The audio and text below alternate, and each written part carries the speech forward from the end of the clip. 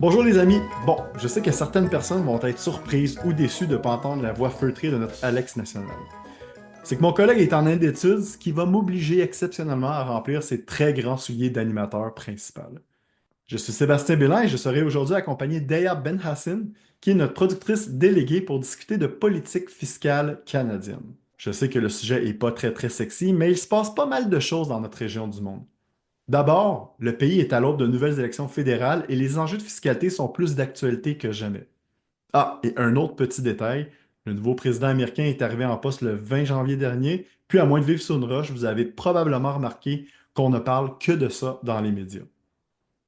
Pour mieux comprendre ce qui se passe chez nous et l'impact des pressions politiques au sud de la frontière, on a eu le privilège de recevoir Daniel Bélan. Daniel est professeur à l'Université McGill et directeur du McGill Institute for the Study of Canada. Notez enfin que l'audio a eu quelques difficultés. C'est pas très long, c'est quelques minutes, mais on espère que ça ne va pas vous décourager d'écouter les sages paroles de notre fort sympathique invité. Donc, Daniel, tu abordes le fédéralisme sous un angle qui est particulier, qui est la fiscalité. Puis là, qu'est-ce qui t'a amené finalement à choisir cette approche-là qui est assez particulière? Écoutez, l'argent, c'est le nerf de la guerre. Et puis, dans un système fédéral, il y a toujours des disputes, même des conflits politiques au sujet de l'argent. Donc, comment le gouvernement fédéral peut euh, redistribuer une partie de ses revenus en matière de taxes et d'impôts vers les gouvernements provinciaux et territoriaux. Donc, le gouvernement fédéral, c'est le cas au Canada comme ailleurs, donc l'État fédéral a une grande capacité fiscale, une capacité, parce que, évidemment, il y a des taxes et des impôts qui sont collectés partout à travers le pays. Et donc, cette capacité, qu'on appelle la capacité fiscale du gouvernement fédéral, est évidemment plus élevée que la capacité fiscale des provinces et des territoires. Et dans un système fédéral, donc, il y a toujours, normalement, le gouvernement fédéral va redistribuer une partie de ses revenus vers les provinces et les territoires. Et on a ça au Canada, mais chaque pays est différent dans la façon dont le fédéralisme est structuré et aussi ce qu'on appelle le fédéralisme fiscal. C'est la façon dont les relations entre l'État fédéral et les États fédérés, ou dans le cas du Canada, les provinces et les territoires sont organisées. Donc, au Canada, on a deux aspects importants quand on parle du fédéralisme fiscal. Ça concerne, je dirais, il y a le pan horizontal et le pan vertical. Donc, au niveau horizontal, si on veut, au Canada, il y a des inégalités fiscales entre les provinces. Donc, il y a des provinces qui sont plus riches que d'autres et donc, elles ont une capacité plus grande de collecter des impôts, de ramasser des sous. Et donc, ces provinces plus riches-là ont une capacité plus grande d'offrir de financer les services à la population, l'éducation, la santé, etc. Donc, pour réduire ce qu'on appelle un déséquilibre horizontal, pour réduire les inégalités donc horizontales entre les provinces, on a un programme de péréquation qui a été créé en 1957, qui est un programme très compliqué, mais un programme qui est un aspect important de ce qu'on appelle le fédéralisme fiscal et qui permet au gouvernement fédéral à Ottawa de donner de l'argent supplémentaire, de donner de l'argent aux provinces qui ont une capacité fiscale inférieure, donc qui sont moins riches que la moyenne. Euh, et ça, c'est une forme de redistribution, donc horizontale. Et le programme de péréquation existe, a changé au fil des ans, mais c'est toujours basé sur ce qu'on appelle la capacité fiscale des provinces. Donc, on calcule la capacité d'une province à récolter de l'argent via l'équivalent de la TPS, taxe de vente provinciale, ou la taxe de vente harmonisée, l'argent via l'impôt, etc. Et donc, on calcule la capacité d'une province à taxer ses contribuables. Et les provinces qui sont sous cette moyenne-là de capacité fiscale reçoivent de l'argent et les autres n'en reçoivent pas. Et c'est pour ça que le programme est controversé, parce qu'il redistribue de l'argent de façon explicite. Tous les Canadiens paient des taxes et des impôts, ou en tout cas la plupart d'entre eux, et les gens de partout à travers le pays, les entreprises, les ménages contribuent au financement de l'État fédéral, y compris la péréquation. Il y a seulement une partie des provinces qui reçoivent cet argent-là. C'est pour compenser le fait qu'elles sont plus faibles sur le plan fiscal. Et ça, le principe de la péréquation, c'est enchâssé dans l'acte constitutionnel de 1982. C'est l'article 36.2. Mais pour pas aller dans les détails, mais disons que le principe, c'est que le gouvernement fédéral s'engage à mettre en place donc de la péréquation pour que les provinces puissent offrir des services équivalents, relativement équivalents à leur population, pour un fardeau fiscal relativement équivalent. Donc, une province moins riche, par exemple, comme le Nouveau-Brunswick, ben, le principe, c'est que pour offrir des soins de santé et d'éducation, d'autres services équivalents à des provinces plus riches comme l'Alberta, qui est la province la plus riche, qui ne reçoit pas de péréquation depuis longtemps, ben, le Nouveau-Brunswick reçoit de la péréquation, ce qui permet d'offrir des services relativement équivalents à ceux de provinces offertes par des provinces plus riches comme l'Alberta, mais sans avoir à augmenter les impôts et les taxes de façon vraiment excessive dans la province. Donc ça, c'est le premier volet, le volet horizontal du fédéralisme fiscal. C'est au sujet de le but, c'est de réduire les inégalités entre les provinces à travers le Canada. Ensuite, il y a le volet vertical, hein? Donc, où là, il y a une inégalité importante. On parle au Québec souvent, puis ailleurs au pays, de déséquilibre fiscal. Quand on parle de déséquilibre fiscal, c'est le déséquilibre fiscal entre le gouvernement fédéral, qui a une très grande capacité fiscale, et les provinces, qui ont une moindre capacité fiscale, surtout en relation avec leur important rôle en matière de services publics. D'après la Constitution, les provinces sont en charge des hôpitaux, des écoles et de plein d'autres choses. Donc, les provinces ont un fardeau important en matière de dépenses sociales et de dépenses publiques, mais ont une capacité fiscale qui est évidemment moindre que celle du gouvernement fédéral, qui offre proportionnellement moins de services à la population que les provinces.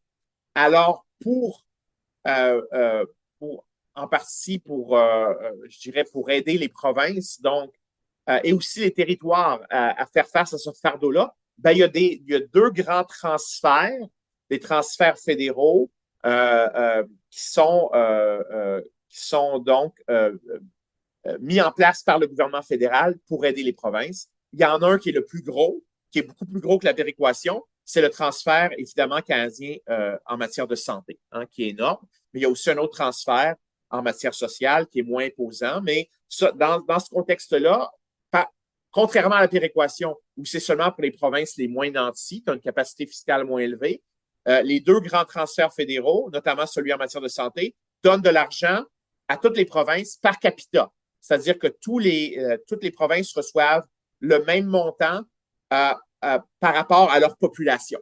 Donc, c'est proportionnel à la population.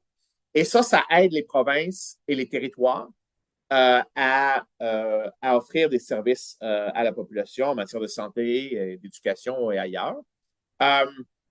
Mais il faut quand même ajouter que les provinces voudraient en avoir plus d'argent. Et il y a l'idée que malgré ces transferts fédéraux-là et d'autres façons utilisées par le gouvernement fédéral pour aider les provinces et les territoires, en matière d'infrastructure, par exemple, il y a toujours cette idée défendue par beaucoup de gens, y compris surtout au Québec, que le gouvernement fédéral devrait transférer des points d'impôt, de l'espace fiscal vers les provinces, parce qu'il y aurait toujours un déséquilibre fiscal.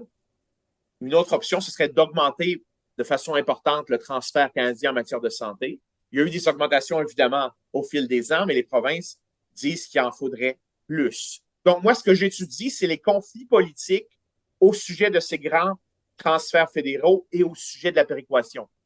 Comment les provinces et le gouvernement fédéral négocient, mais aussi s'engueulent, se chicanent, si on veut, au sujet de ces programmes-là, et quels sont les effets de ces conflits politiques-là sur l'évolution de ces programmes au fil du temps. Daniel, une fois que les provinces reçoivent ces transferts-là, est-ce que le fédéral a un droit de regard ou les provinces peuvent faire exactement ce qu'elles veulent de ces montants? C'est une très bonne question. Donc, en matière de péréquation, il n'y a aucun droit de regard fédéral. Les provinces font ce qu'elles veulent. Mais pour ce qui est des 2 grands transferts fédéraux, il y a des conditions, je dirais, qui sont minimales. C'est surtout le cas en matière donc de santé, parce qu'on a la loi canadienne sur la santé de 1984, qui est liée quand même au transfert canadien en matière de santé. Et donc, il y a 5 grands principes, par exemple, comme l'universalité, hein, ou la possibilité de mobilité territoriale. Donc, hein, les gens peuvent, si vous déménagez d'une province à l'autre, bon, vous déménagez du Québec en Ontario, ben, une fois que vous arrivez en Ontario, vous pouvez obtenir la couverture maladie dans cette autre province-là. Donc, il y a des 5 grands principes fédéraux. Et les provinces, si elles violent ces principes fédéraux-là ou l'un de ces principes-là, il y a des pénalités financières possibles, c'est-à-dire qu'une partie de l'argent va leur être retirée, une partie de l'argent du transfert. Donc, oui, il y a des conditions, mais c'est quand même des conditions très générales et le gouvernement fédéral n'applique pas toujours, disons que ne met pas toujours en œuvre les pénalités envers les provinces. Il y a un aspect politique à ça. Et c'est souvent critiqué d'ailleurs, le fait que le fédéral peut-être n'en fait pas assez pour vraiment s'assurer que les provinces mettent en œuvre pleinement la loi fédérale sur la santé. Mais il y a d'autres gens, surtout au Québec, mais aussi ailleurs, qui disent en fait, non, il ne devrait y avoir aucune condition parce que les provinces sont en charge des hôpitaux et bon, et donc, on devrait avoir une carte blanche, comme on le fait en matière de péréquation, et qu'il ne devrait y avoir aucune condition. Mais en ce moment, il y a des conditions, mais c'est des conditions qui sont quand même très limitées, qui sont très abstraites, des principes généraux. Et quand on regarde le transfert canadien, là, le transfert social, l'autre transfert, il y a, les conditions dont on parle sont très limitées par rapport à ce qu'on voit en tout cas dans d'autres pays. Le Canada, il faut le dire, c'est un des systèmes fédéraux les plus décentralisés du monde, en partie parce que les provinces ont beaucoup de pouvoir fiscal, une capacité fiscale quand même qui est importante, des impôts, des taxes. Donc, je l'expliquais plus tôt, évidemment, oui, il y a un fardeau énorme en matière de services à la population, et c'est là. Et donc, on peut parler peut-être d'un déséquilibre fiscal, mais comparé à ce qu'on voit dans d'autres pays fédéraux, on a quand même un système où il y a les provinces ont beaucoup d'autonomie, de capacité d'imposer leurs citoyens, leurs citoyennes. Donc, on est l'un des pays fédéraux les plus décentralisés avec les États-Unis, mais surtout la Suisse, où là aussi, il y a une grande décentralisation fiscale et institutionnelle. Tu as enseigné dans d'autres universités canadiennes et ce que je me pose comme question, c'est est-ce que la relation d'amour-haine que le Québec a avec la péréquation se voit ailleurs au Canada ou c'est... Ah oui, donc c'est très controversé, surtout en Alberta et en Saskatchewan.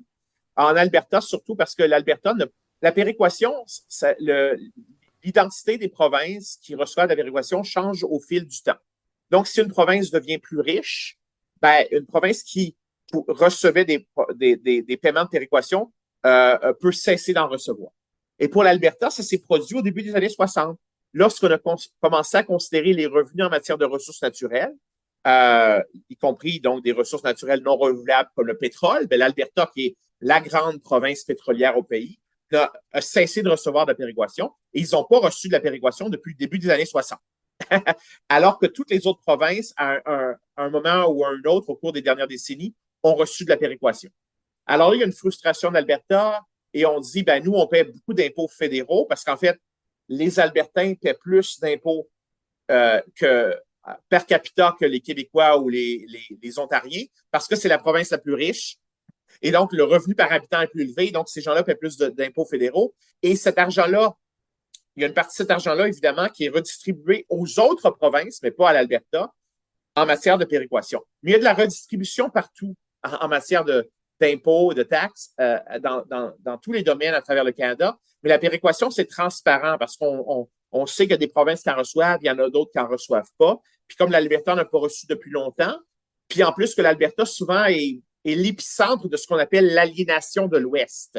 L'idée que les provinces de l'Ouest, surtout l'Alberta, ne sont pas vraiment écoutées par le fédéral. Ça, c'est un sentiment qui est très fort lorsque les libéraux sont au pouvoir. On l'a vu durant les années Justin Trudeau, donc, de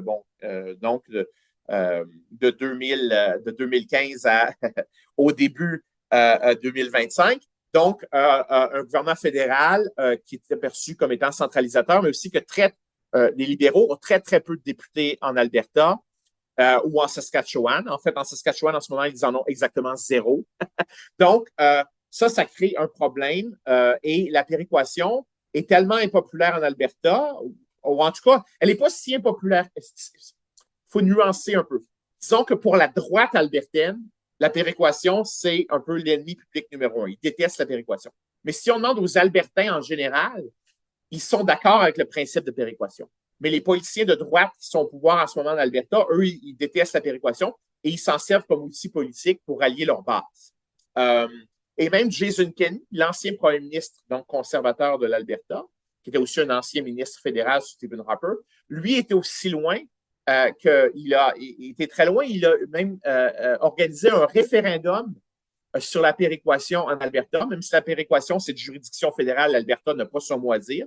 Mais en fait, il a demandé aux Albertains de voter pour demander est-ce que vous pensez que la péréquation devrait être enlevée de la Constitution? Et puis, oui, il y a une majorité de gens qui ont voté oui, mais c'est un pourcentage faible de la population parce que le référendum avait été effectué durant des élections municipales où vraiment relativement peu de gens avaient voté. Donc, ce référendum-là est allé nulle part, même s'il a gagné ce référendum d'un strict point de vue mathématique. Politiquement, ça n'a eu aucun effet. La péréquation reste un programme fédéral. Le gouvernement fédéral n'a pas touché à la péréquation depuis les années Harper. Trudeau ne fait que reproduire ce qu'on appelle la formule de péréquation qui existe déjà depuis plus d'une quinzaine d'années. Parce que quand on touche à la péréquation, on touche à la formule de péréquation, il y a des perdants, des gagnants au niveau des provinces et elles se rebellent contre le fédéral. Alors, c'est mieux de ne pas y toucher le moins souvent possible. Au Canada, ben, on est un pays fédéral, puis on entend souvent l'expression le gouvernement fédéral, le gouvernement provincial. Puis au Québec, l'un des deux camps politiques traditionnels est celui des fédéralistes. Fait que, bref, le mot fédéral, il est employé à toutes les sauces. Puis, mais réellement, que signifie-t-il? Oui, bon, si on parle de fédéralisme, là, j'ai une définition devant moi de Jean-François Savard de l'ENAP. Peut-être que je peux la lire et ensuite commenter parce qu'il faut être précis ici. Donc, d'après lui, le fédéralisme se définit comme un ensemble de principes normatifs promouvant un partage de la souveraineté entre les corps politiques constituants et le gouvernement central. Fin de la citation. Donc, il y a un partage de la souveraineté entre donc le fédéral et les provinces. Et ça, c'est enchâssé dans la Constitution. Donc, un État fédéral, donc le Canada, un État fédéral comme le Canada, se définit en contraste par rapport à ce qu'on appelle un État unitaire. Bon, la France, la Suède, le Danemark, ce sont des États unitaires. Au Canada, dans la Constitution, les provinces et le gouvernement fédéral ont des pouvoirs différents. Parfois, ils se chevauchent, parfois, ils sont séparés, mais il y a une division du travail qui est là. Et les provinces elles-mêmes, leurs frontières, elles sont je dirais, protégées par la Constitution.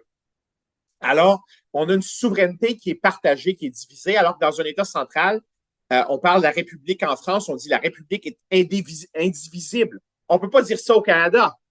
Le pouvoir au Canada, la souveraineté, elle est divisée, elle est divisible. Alors, il y a une différence entre l'unité disons, d'un État donc unitaire, comme la République française, et la décentralisation qui est, je dirais, inhérente même au partage, à la division du travail constitutionnel, donc, et qui fait partie de l'ordre politique. Donc, un ordre politique fédéral, c'est un ordre politique qui a nécessairement au moins 2 niveaux qui sont enchâssés dans la Constitution, ce qui n'est pas le cas dans des pays unitaires. Donc, juste pour revenir, donc, l'idée de souverainiste et fédéraliste au Québec, bon, le langage peut semer la confusion parce que je sais, dans d'autres pays, dans d'autres contextes, les fédéralistes sont les gens qui peuvent favoriser la décentralisation. Puis le terme de souverainiste, c'est un peu paradoxal aussi parce que, on l'a déjà dit, dans un système fédéral, la souveraineté, elle est partagée. Donc, les provinces, y compris le Québec, participent à la souveraineté du pays, si on veut, parce que cette souveraineté-là, elle est déjà divisée, si on veut. Mais donc, peut-être le terme d'indépendantiste est plus exact que souverainiste, mais il y a toujours de l'ambiguïté au Québec. On parlait de souveraineté association, souveraineté l'évêque, et là, certains pourraient même dire que c'était une nouvelle forme de fédéralisme, peut-être, ou d'intégration à l'Union, un peu comme dans l'Union européenne. L'Union européenne, c'est pas vraiment fédéral, mais c'est un système de gouvernance à niveaux multiples. Hein? Et c'est l'importance des niveaux multiples ici qui sont essentiels. Mais c'est vrai que le langage, au Québec surtout, le langage politique au sujet du fédéralisme est souvent un peu, je dirais, est une source de confusion potentielle. L'arrivée du nouveau président américain a créé beaucoup de mouvements dans la sphère politique canadienne. Donc, on serait curieux de t'entendre, Daniel, sur c'est quoi tes premières réflexions, qu'est-ce que tu vois, sans tomber dans la futurologie, quelles sont les grandes tendances selon toi en termes de politique canadienne, donc qui vont émerger dans les prochains mois, voire années? Oui, bon, vous savez, Pierre Trudeau, donc le papa de Justin, il y a longtemps, hein, c'était durant les années de Nixon, était allé aux États-Unis, il avait prononcé une conférence et il avait utilisé cette métaphore pour caractériser les relations entre le Canada et les États-Unis. La métaphore, bon, il avait dit, c'est la métaphore de l'éléphant. Être voisin des États-Unis, ça peut poser certains défis parce que c'est un peu comme partager son lit avec un éléphant. Donc, quand l'éléphant titille un peu, quand l'éléphant bouge, se tourne, ben nous, on en subit les conséquences, les contre-coups. Et donc, les effets sont immédiats. D'ailleurs, on dit souvent que quand les États-Unis toussent, le Canada attrape un rhume ou l'inverse. Donc, on est très dépendant des États-Unis en matière commerciale, mais aussi en matière de défense nationale. Donc, en matière de sécurité. Hein. On partage aussi avec les États-Unis la plus longue frontière terrestre au monde. On a historiquement quand même eu une relation quand même, je dirais, d'alliance avec les États-Unis, notamment durant la guerre froide. On s'est battu aux côtés des Américains à partir de 1917 durant la Première Guerre mondiale, durant la Deuxième Guerre mondiale, à partir de 1941, parce que dans les deux cas, ils ont attendu avant de participer au conflit armé directement. Mais on s'est battu aux côtés des Américains dans plusieurs conflits, aussi en Corée, en Afghanistan plus récemment. Donc, ce sont des alliés géopolitiques. On est membre de l'OTAN, comme les États-Unis. Mais là, sous Trump, tout ça s'est remis en question. Et c'est une remise en question de notre relation fondamentale avec les États-Unis, où les États-Unis, donc, passent de cette position d'allié à cette position d'adversaire. On ne dira pas peut-être ennemi, mais d'adversaire. En tout cas, en matière déjà, on a quand même le libre-échange. Bon, on a signé ça sous Brian Mulroney, on a le libre-échange. Ensuite, l'ALENA, là, on a une nouvelle entente entre le Canada, le Mexique et les États-Unis qui a été signée sous le premier mandat présidentiel de Donald Trump. Et malgré ça, ben, on a donc Donald Trump qui a imposé, plutôt ce mois-ci, des sanctions commerciales, donc des tarifs envers le Canada, qui violent cet accord, évidemment, de libre-échange entre le Canada, le Mexique et les États-Unis. Mais au-delà de ça, Trump a fait encore plus que ça, est encore plus loin parce qu'il remet en question publiquement la souveraineté du Canada. J'ai dit plutôt que dans le cas d'un système fédéral, on a une souveraineté partagée, mais là, il remet en question la souveraineté du Canada et il remet en question aussi implicitement le fédéralisme canadien parce qu'il dit que le Canada devrait devenir un 51e État. Il ne dit pas les 10 provinces canadiennes, les 3 territoires devraient se joindre aux États-Unis, donc ça augmenterait le nombre des États américains de 50 à 60, puis les territoires, eux, on ne sait pas trop ce qui deviendrait d'ailleurs, mais Trump ne parle pas de ces détails-là.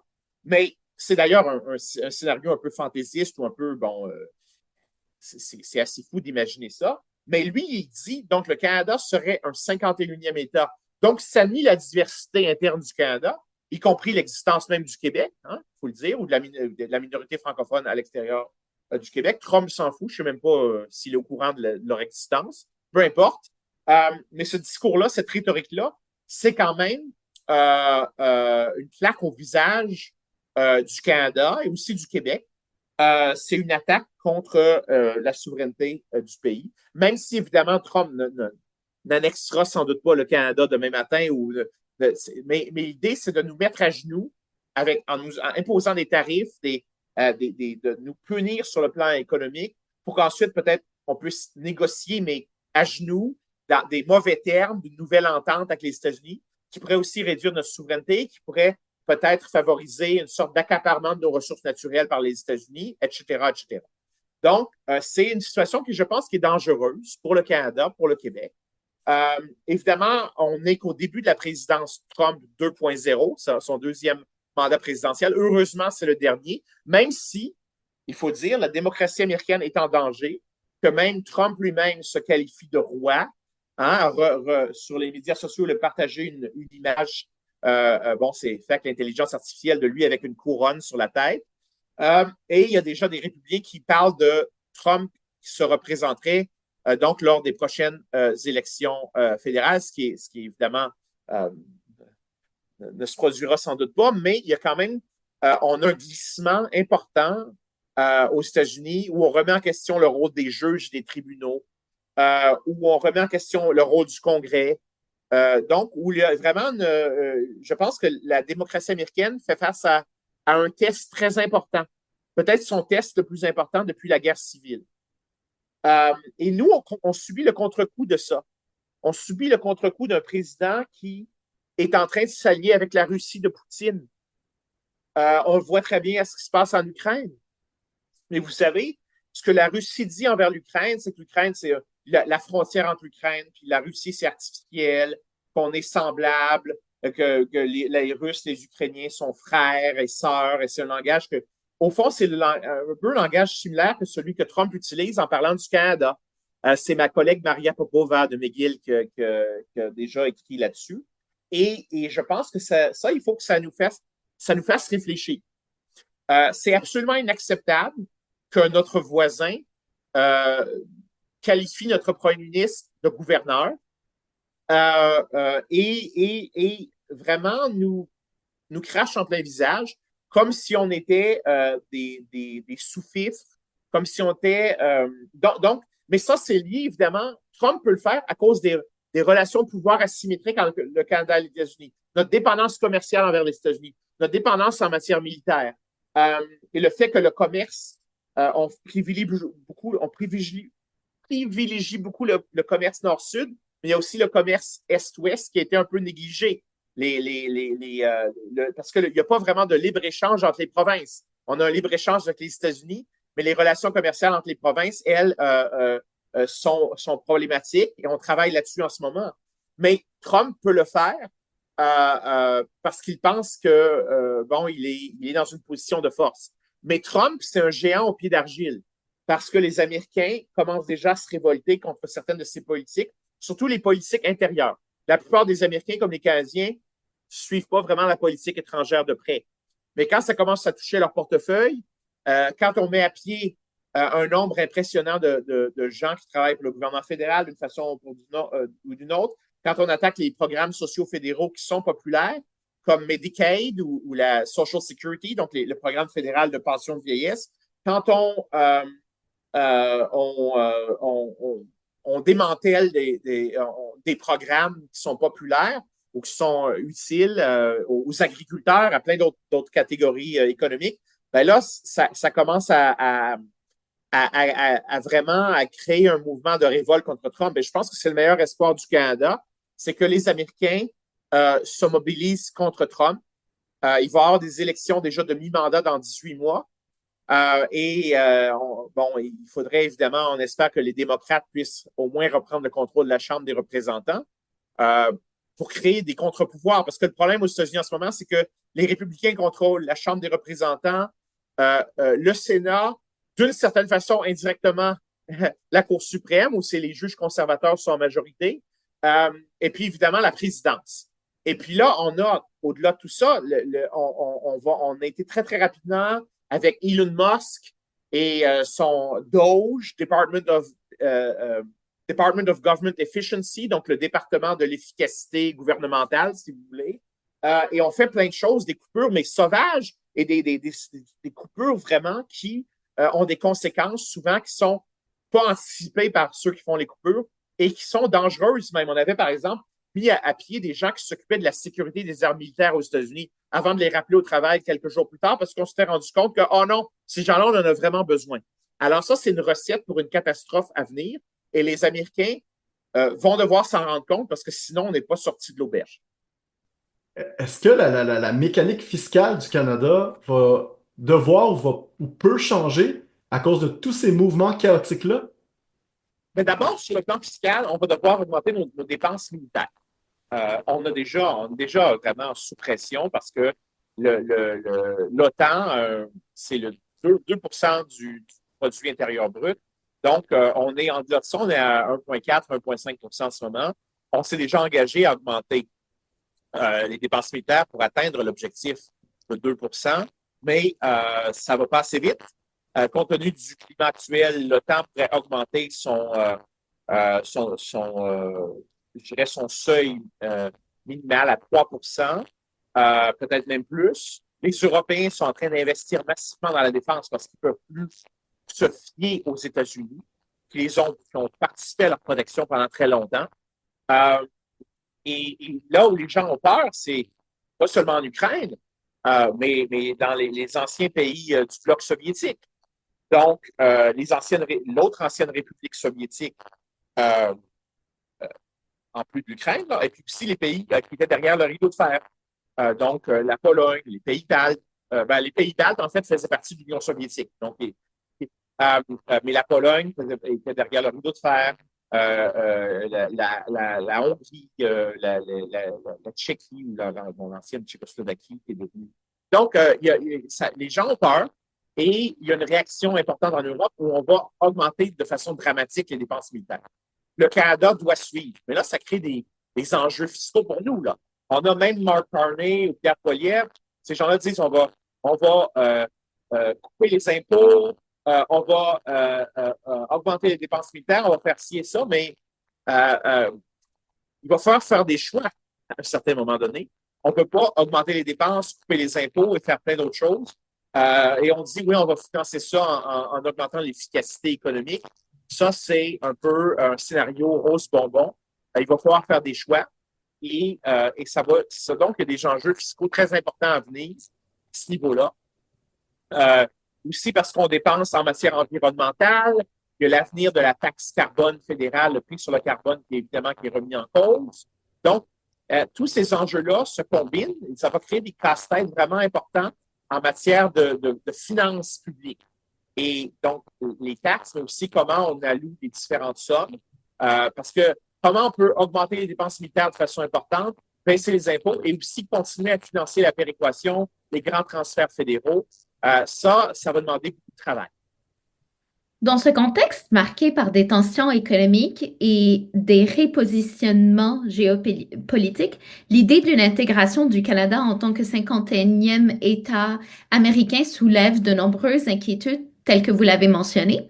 Quelles en seraient les conséquences sur le plan politique, économique, social et culturel? Et en quoi cela risquerait-il de compromettre la souveraineté et l'identité canadienne?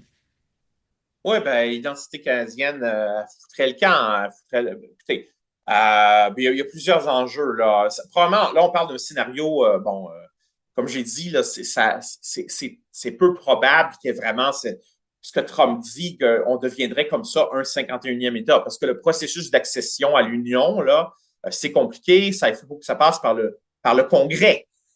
et c'est pas la présidence qui peut dire, bon, donc ça passe par le Congrès, puis normalement, ça serait, je pense, une province à la fois qui, si elle voudrait, par exemple, si l'Alberta ou le Québec voulaient se joindre à l'Union, il y aura un processus d'accession. Mais c'est pas ce dont Trump parle, et Trump, c'est très vague ce qu'il dit. Hein? Mais si on imagine un scénario où le Canada, c'est la science-fiction en ce moment-là, mais le Canada deviendra un 51e État, si c'était 51e État, ça serait la disparition du fédéralisme canadien. Donc, on ferait partie de la grande famille fédérale américaine. Ça veut dire que le Canada, dans son ensemble, n'aurait que 2 sénateurs, hein, alors qu'il y aurait une population à peu près équivalente de la Californie. Et il y aurait évidemment des représentants en fonction de la population, donc des membres de la Chambre des représentants.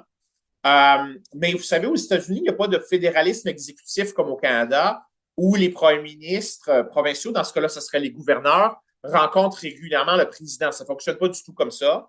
D'ailleurs, c'est un système qui est plus centralisé que le Canada dans bien des aspects. On sait aussi qu'aux États-Unis, Donald Trump vient de déclarer là, que la langue officielle des États-Unis, c'est l'anglais. Jusqu'à tout récemment, il n'y avait même pas de langue officielle aux États-Unis. Là, il a signé un ordre exécutif. Est-ce que ça va être validé par les tribunaux ou pas? Vous savez, beaucoup des choses que Trump a fait depuis son arrivée à la Maison-Blanche, c'est invalidé par les tribunaux parce que c'est illégal. C'est inconstitutionnel. Hein? Bon. Et je pense que c'est une sorte de... On fait plein de choses et on espère de voir qu'est-ce qui va passer, qu'est-ce qui va casser. Là. C'est comme une grosse expérience, comme si les États-Unis, le monde est un immense laboratoire et ça crée beaucoup de tensions. Mais imaginez si le Canada devenait donc simplement un 51e État, donc il serait plus divisé de façon interne peut-être en comtés, hein, bon, mais ce serait plus des provinces qui seraient, donc il n'y aurait plus de provinces avec un statut constitutionnel. Donc, il n'y aurait plus de provinces qui partageraient la souveraineté de ce 51e État-là. Ce 51e État-là partagerait la souveraineté des États-Unis. Alors, ce serait une dynamique complètement différente. Si on parle d'un enjeu qui est important pour les francophones, et surtout les Québécois, évidemment, qu'est-ce qui arriverait avec la langue française si on devenait donc un 51e État?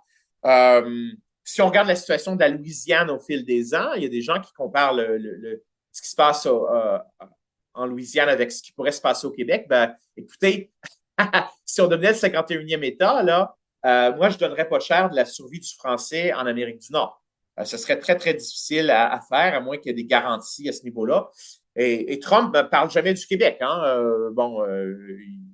Donc, ça serait très... Mais encore là, moi, je parle à ce niveau-là, on est dans le domaine, en ce moment, en tout cas, de la science-fiction. Mais parfois, la science-fiction se rapproche dangereusement de la réalité. Avec Trump, c'est effectivement le cas. Il y a des choses qu'il a dit, des choses qu'il a fait, et on n'aurait jamais imaginé il y a 15 ou 20 ans un président américain dire et faire ces choses-là. Alors, il faut faire attention.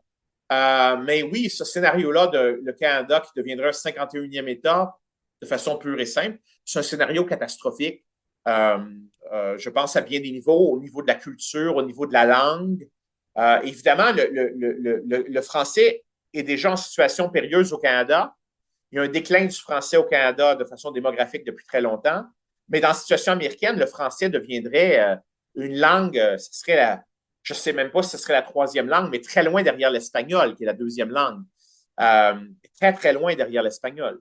Donc, ce serait une marginalisation, je dirais une marginalisation accélérée et, je pense, irréversible du français. Je sais qu'il y a des Québécois qui veulent que le Québec se joigne aux États-Unis. C'est une très, très petite minorité. Mais je pense qu'ils ne réalisent pas les conséquences de ça ou ils ne sont pas du tout attachés à l'avenir du français. Ça, c'est une autre question. Hein. Et on n'est pas ici pour parler de ça, mais je pense que, bon, si on spécule sur l'idée d'un 51e État, je pense que c'est un scénario qui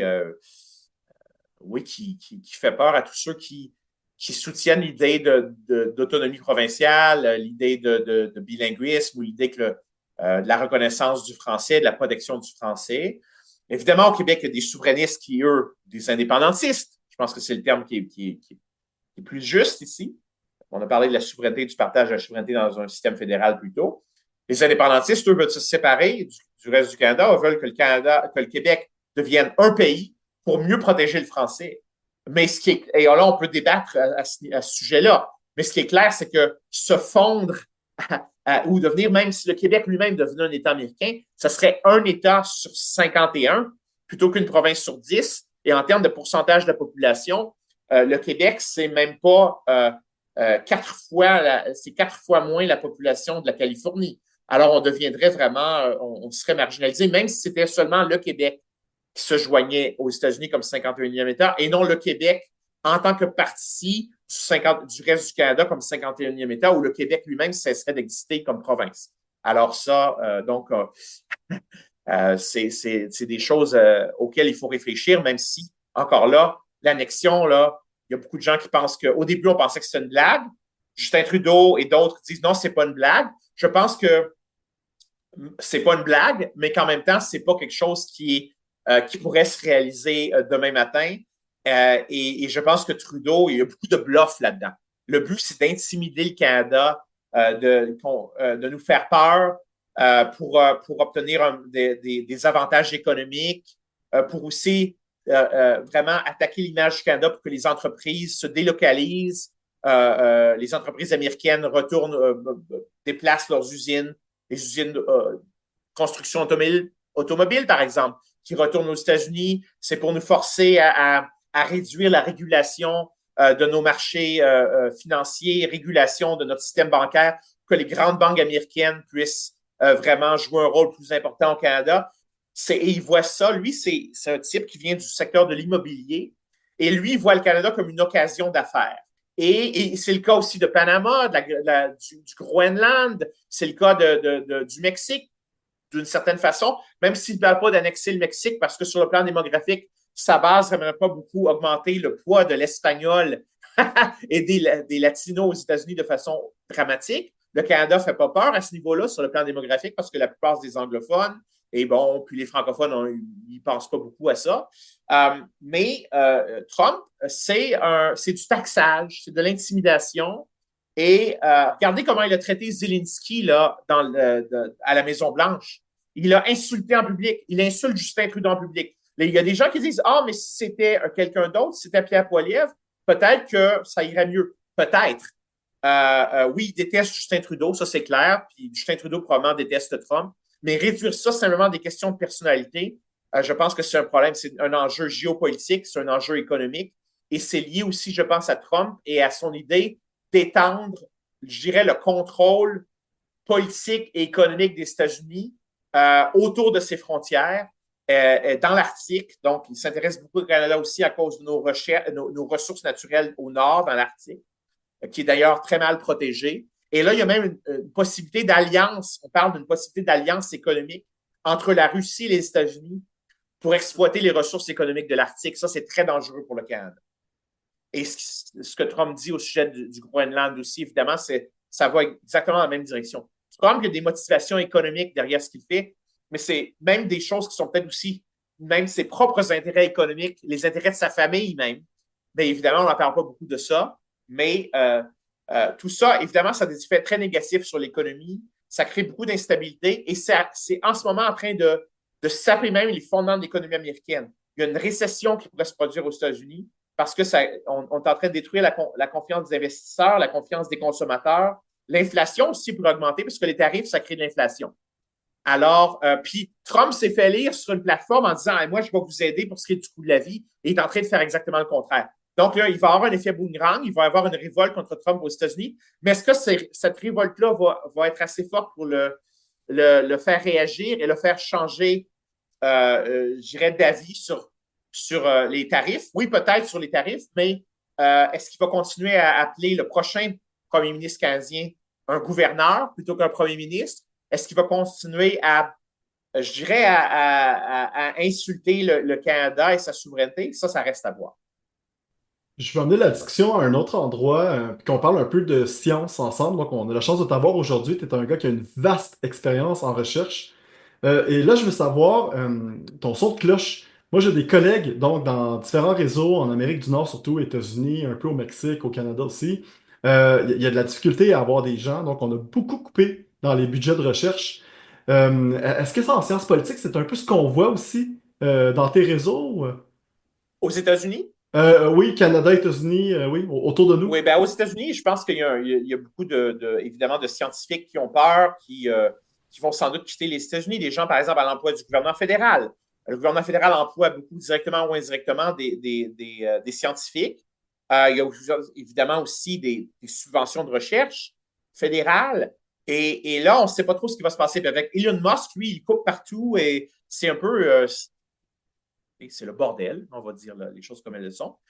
Donc, ça fait peur à beaucoup d'universitaires. Il y a aussi un autre mouvement aux États-Unis qui est un mouvement d'attaque contre, je dirais, ce qui est perçu comme une attaque contre la liberté universitaire, de plus en plus dans les États rouges, les États, donc, c'est l'inverse aux États-Unis et au Canada, les États rouges, les États conservateurs républicains, et les États bleus, c'est les États démocrates. Mais dans certains États rouges, on voit vraiment, depuis très longtemps, qu'on attaque les universités publiques et aussi, je dirais, les scientifiques qui font des recherches, qui remettent en question certains dogmes religieux, par exemple, ou qui sont critiques envers les politiques républicaines, les politiques conservatrices. Donc, ça, c'est un mouvement, je pense, qui est dangereux, qui pourrait faire fuir des scientifiques. Moi, je connais des universitaires, même des politologues, qui me disent, moi, si je peux trouver un poste au Canada ou en Europe, je m'en vais. Donc, ça pourrait nuire aux États-Unis aussi, hein? On parle de la fuite des cerveaux, là. Moi, je suis un scientifique, là, et puis vous savez ce qui s'est passé déjà sous la pandémie, où on attaquait le Dr. Fauci, on attaquait la santé publique fédérale aux États-Unis, on attaquait le discours scientifique et les scientifiques. Ça, et ça se produit évidemment dans d'autres pays, là. Mais Trump a donné le mauvais exemple à ce niveau-là. Et donc, il pourrait perdre. Puis aussi, les États-Unis, au fil des ans, ont attiré beaucoup de scientifiques qui viennent d'autres régions du monde, hein, qui viennent de l'Inde, de la Chine, de l'Afrique, peu importe. Et ces gens-là, est-ce qu'ils veulent vraiment aller aux États-Unis? Ces gens-là qui sont très bien éduqués, qui vont aller même travailler à Silicon Valley ou qui vont aller travailler dans les recherches contre le cancer, etc., dans les grands hôpitaux de recherche américains. Est-ce que ces gens-là vont vouloir même remettre les pieds aux États-Unis, y aller en ce moment, avec tout ce qui se passe en matière d'immigration, en matière de politique étrangère? Donc, ça va aussi nuire à l'économie américaine parce que la science, dans une société de l'information, une société du savoir, ça fait aussi partie de l'économie.